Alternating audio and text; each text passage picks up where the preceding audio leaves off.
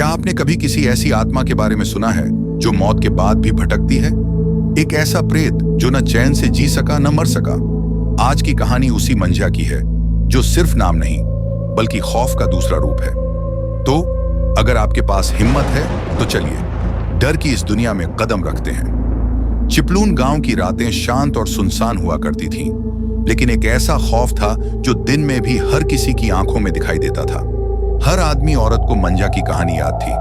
सालों पहले एक मासूम सा लड़का गोतिया यहां रहता था। उसकी जिंदगी की एक ही चाहत थी, मुन्नी, जो उससे 7 साल बड़ी थी। गांव के लोग कहते थे कि मुन्नी के हुस्न में कुछ जादू था जो गोतिया को पागल बना चुका था। गोतिया उसकी मोहब्बत में ऐसा अंधा हो गया कि उसने काले जादू की राह पकड़ ली।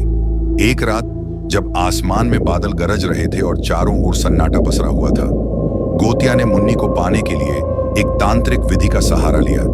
लेकिन काले जादू का खेल खतरनाक होता है। कुछ गलत हो गया और गोतिया की जान चली गई। पर उसकी आत्मा ने इस दुनिया को अलविदा नहीं कहा। वो मंझा बनकर वापस लौटा, एक प्रेत जो अब उस गांव की रातों का हिस्सा बन चुका था। लोग कहते थे कि जब मंझा रात को भटकता है तो उसकी चीखें सुनाई देती हैं और उसके कदमों की आहट से जमीन कांप उठती है। वर्षों बाद गोतिया के वंशज बिल्लू अपने परिवार के साथ उसी गांव में रहने लगा।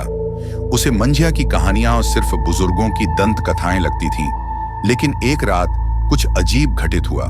बिल्लू जब सोने की तैयारी कर रहा था, तब अचानक घर की दीवारों पर खून के निशान उभरने लगे। छत पर किसी के तेज कदमों की आवाज गूंज रही थी।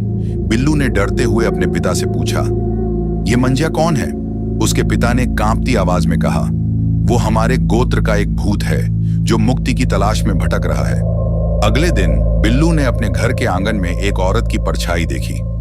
वो मुन्नी की परछाई थी जो मंझा को ढूंढने निकली थी। उस रात बिल्लू के घर में अजीब घटनाएं और बढ़ गईं।